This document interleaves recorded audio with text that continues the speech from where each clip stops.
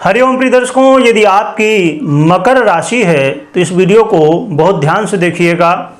इस वीडियो को अपने चंद्र राशि के आधार पर देखिएगा। प्रिय दर्शकों, साढ़े साती हो या ढैया हो, ये राशि के अनुसार लगती है। इसलिए मकर राशि वालों की साढ़े साती चल रही थी, अभी चल रही है। अब 2025 से ये पूरी होने वाली है। आपका ये साढ़े साती का तीसरा चरण, यानी कहा जाए कि साढ़े साती की तीसरी ढैया या आखिरी चरण इसे आप कह सकते हैं, क्योंकि साढ़े साती का मतलब है ढाई वर्ष का 3 ढैया, तो उसे साढ़े सात यानी 7.5 वर्ष की जब ढैया लगती है तो 2.5 वर्ष के लिए लगती है, सो ढैया हो जाती है। शनिदेव का राशि गोचर भी 2.5 वर्ष के लिए होता है। प्रिय दर्शकों, अब मकर राशि वालों के लिए कहना चाहिए कि 7.5 वर्षों के लिए रात्रि काल का जो समय था, अब वो दिन का जिस पल का आप इंतजार कर रहे थे कि भैया सूर्योदय हो जाए, साढ़े साती से बाहर निकल जाएं, अब वो होने वाला है। परंतु कुछ लोगों के लिए 7.5 वर्ष दिन भले साढ़े साती ही चल रही थी, पर उनके लिए दिन का समय था। अब जो है तो बदलाव होने वाला है। आइए जानते हैं कि अब जो परिवर्तन होगा तो क्या होगा, और ये भी जानेंगे कि इन 7.5 वर्षों में आपने क्या जीवन में देखा, जिससे आप समझ पाएंगे कि अब जो बदलाव होगा उससे क्या होगा। साथ में किन लोगों के लिए रात्रि थी और किन लोगों के लिए दिन था, ये भी जानेंगे। यानी देखा जाए तो साढ़े साती में बहुत सारे लोग रंक बन गए तो बहुत सारे लोग राजा बन गए। आइए जानते हैं। प्रिय दर्शकों, 29 मार्च 2025 को शनिदेव का राशि परिवर्तन होगा। अपनी मूल त्रिकोण राशि कुंभ राशि को छोड़ के देवगुरु बृहस्पति की राशि मीन में, देवगुरु बृहस्पति की यह साधारण राशि है, इसमें अब शनिदेव गोचर करना प्रारंभ करेंगे 29 मार्च 2025 से। तो आपने इन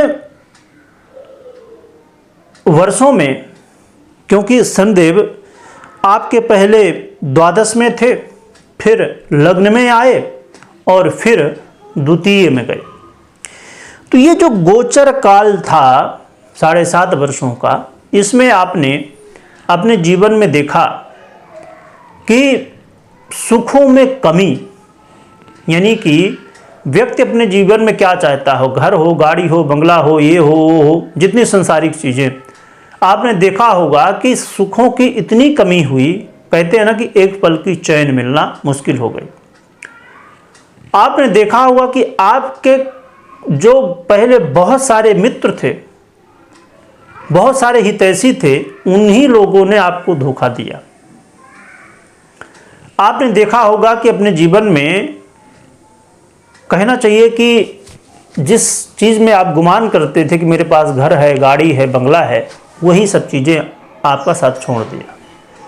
साथ में आपने देखा होगा कि यात्रा कर रहे थे जब भी आप, इन 7.5 वर्षों में यात्राओं में कई तरह की समस्याएं देखने को मिली। आप तंत्र मंत्र आदि में फंसे, आप गहरे रहस्यों में खो गए। आपने अपने जीवन में दुख, वो स्थिति तक देखा आपने कि जहां से बाहर निकल पाना ऐसा लग रहा है कि मुश्किल हो जाएगा। आपने अपने जीवन में सबसे बड़ी समस्या, जो कि हर एक व्यक्ति के लिए होती है और महत्वपूर्ण होती है, आय, तो आय से संबंधित समस्याएं इतनी ज़्यादा आपने देखा कि ऐसा लग रहा था कि भैया हम तो कभी ये देखे नहीं थे कि पैसे कुछ होते हैं या पैसे की कमी कभी कुछ होती है। पर इन 7.5 वर्षों में आपने पैसे का महत्व बहुत अच्छे से समझा होगा। आपके बहुत सारे डील, बहुत सारी आपकी कामनाएं, आपकी इच्छाएं, आप जो चाहते थे वो सब काम असफल हुए। आपके जॉब में बहुत प्रेशर रहा, यानी कि इन 7.5 वर्षों में आपने व्यय भी ज़्यादा से ज़्यादा देखा आपने बहुत यात्राएं भी की, आपने जो है तो मानसिक तनाव को भी खूब देखा, और परिवार कितना सहयोग करेगा कितना नहीं वो भी आपने देखा।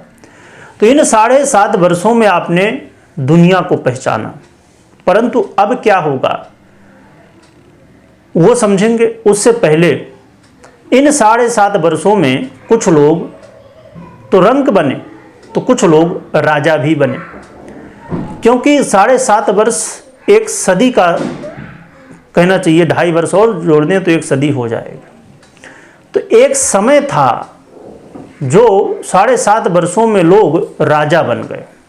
ये जो मैंने समस्याएं गिनाई, इन समस्याओं की जगह इन सब चीज़ों की प्राप्ति लोगों ने किया।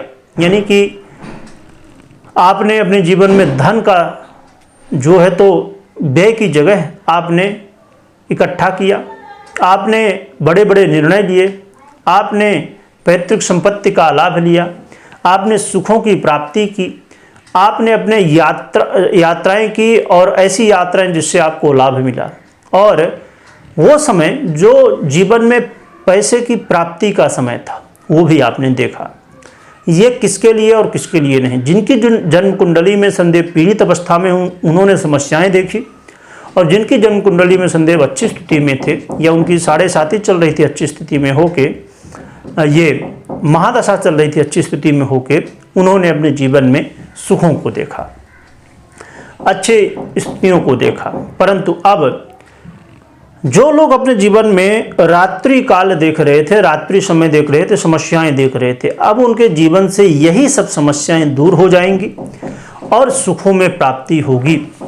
क्योंकि शनिदेव अब आपके 3 भाव में जाने वाले हैं, और यहाँ पर शनिदेव विराजमान होके आपके जीवन में वो सब चीज़ देते हैं जो आप प्राप्त करना चाहते हैं।